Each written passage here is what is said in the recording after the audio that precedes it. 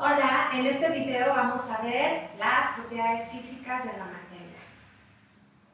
Las propiedades físicas de la materia son las características que nos permiten definir las condiciones o estado en el que se encuentra un sistema físico. Un sistema físico es nuestro sistema de estudio y puede ser casi cualquier cosa. Un vaso de agua, la velocidad del aire dentro de un automóvil, un ser vivo como el ser humano, incluso algo tan grande como el universo. Las propiedades físicas nos determinan, por ejemplo, el volumen de agua que tenemos en el vaso, la velocidad con la que se mueve el aire en el auto, la temperatura que tiene la persona o la cantidad de materia que hay en el universo. Con ellas también podemos saber si algo tiene un sabor agrio o amargo, de qué color son los objetos que observamos o el calor que le transmitimos a una sustancia que se derrite en nuestras manos. Las propiedades físicas de la materia se clasifican en cuantitativas y cualitativas. Las cuantitativas a su vez se clasifican en extensivas e intensivas. Las propiedades cuantitativas son aquellas que podemos medir. Medir significa comparar. Lo que comparamos son dos cantidades, una con otra que ya teníamos previamente acordada.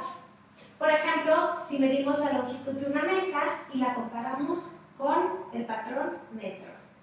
Las propiedades extensivas cumplen un principio aditivo. Al agregar dos subsistemas que tienen una propiedad en común, el sistema resultante incrementa esta propiedad como la suma de las dos anteriores. De ahí la palabra extensiva, que la propiedad se extiende por el sistema conforme va aumentando. Informalmente podemos decir que las propiedades extensivas dependen del tamaño de nuestro sistema o de la cantidad de muestra que tengamos. El volumen y la masa son ejemplos de propiedades extensivas. El volumen es una propiedad extensiva porque si tenemos, por ejemplo, dos vasos de agua con la misma cantidad, al vertirlos en uno más grande, tendremos el doble de volumen de agua. La masa es extensiva porque si, por ejemplo, queremos preparar una receta de cocina, entre más ingredientes añadamos, es decir, entre más masa tenga nuestro platillo, entonces mayor será la masa que nos podamos comer. Por otro lado, tenemos las propiedades intensivas, que tienen la característica de no cumplir con el principio de adición. Si tenemos dos sistemas con la misma propiedad, al juntarlos, la propiedad resultante no será la suma de las dos iniciales. Si la propiedad que compartían tenía el mismo valor, entonces al juntarlos lo seguirá teniendo. Informalmente podemos decir que las propiedades intensivas no dependen del tamaño de nuestro sistema ni de la cantidad de nuestra muestra. Un ejemplo de una propiedad intensiva es la temperatura. Si calentamos dos recipientes de agua, digamos un vaso chico y una olla grande, y los llevamos a su punto de ebullición, es decir, pongámoslos a hervir, ambos sistemas llegan a la misma temperatura final, la temperatura de ebullición, en la que el agua se comienza a convertir en vapor. Esta temperatura está determinada únicamente por la presión atmosférica que tengamos en el lugar. Para la Ciudad de México, esta temperatura es de aproximadamente 92 grados Celsius. Al mezclar el agua de los dos recipientes en uno más grande, obtenemos que la temperatura no aumentó ni disminuyó, sino que siguió siendo la misma, 92 grados centígrados. Esto siempre y cuando no nos hayamos tardado mucho en mezclarlas y no se hayan enfriado para entonces. Si siguiéramos calentando el agua para seguir hirviéndola, notamos que aunque el volumen de agua aumentó, la temperatura de ebullición no lo hizo, sino que permaneció constante. No se duplicó como en el caso anterior, de hecho fue independiente del tamaño que tenía nuestro sistema.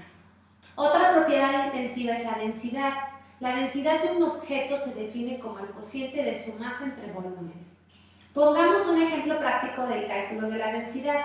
Si tomamos 10 gramos de agua y medimos su masa, veremos que esta tiene un volumen de 10 mililitros. Haciendo la división obtenemos una densidad de 1 gramo sobre mililitro. Si medimos ahora 1000 gramos de agua, su volumen es de 1000 mililitros y al hacer la división, su densidad seguirá siendo de 1 gramo sobre mililitro. Aunque sea mayor la cantidad de agua, la densidad es la misma, fue independiente de la cantidad de agua que teníamos. Por otra parte, tenemos a las propiedades físicas cualitativas. Estas son propiedades que o bien solo son accesibles mediante los sentidos o no cuentan con métodos estandarizados para su medición. Como ejemplos de propiedades cualitativas podemos mencionar el color, el brillo, el olor, la textura, el sabor y el sonido al golpe. Los físicos pueden medir algunas de estas propiedades parcialmente. Por ejemplo, del color se puede medir su intensidad luminosa y su frecuencia. Del sonido se puede medir su presión y su espectro de frecuencias. Sin embargo, no se pueden medir características sensoriales que requieran de que un sujeto las interprete. Por ejemplo, no podemos medir qué tan verde es algo o no podemos medir dónde acaba el color naranja y empieza el rojo con solo medir su frecuencia, porque no hay una delimitación clara, dependen del sujeto que las percibe. Podemos saber que al golpear un objeto puede estar hueco por dentro, pero no es claro de ver en un espectrograma del sonido que tenga que ser así. Aunque comparando el sonido de muchos objetos huecos podríamos llegar a encontrar algún patrón, así es como la ciencia trabaja.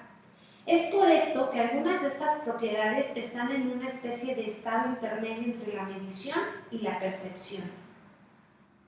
Algunas propiedades cualitativas incluso necesitan la existencia de un sujeto que las perciba, para que tengamos en cuenta su existencia, como el olor o el sabor.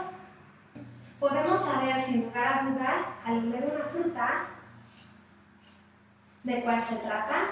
Por eso no dudamos en las propiedades que me puedan definir un durazno, por ejemplo. Sin embargo, no existe un equipo especializado que me diga qué tan durazno es algo. Conclusión. Las propiedades físicas de la materia se clasifican en propiedades cuantitativas y cualitativas. Las propiedades cuantitativas a su vez se dividen en extensivas e intensivas. Las propiedades extensivas son aditivas, es decir, dependen de la cantidad de materia y tenemos como ejemplos a la masa y el volumen. En cambio, las intensivas no dependen de la cantidad de materia y tenemos como ejemplos a la densidad, la temperatura o el calor específico. Las propiedades cualitativas las percibimos con nuestros sentidos y su medición no está estandarizada y entre ellas están el color, el sabor, la textura o el olor. Yosi Saco10 seguirá creando videos para ti. No olvides darle like, suscríbete y visita yosisaco10.org. También nos encuentras en las redes sociales. ¡Hasta pronto!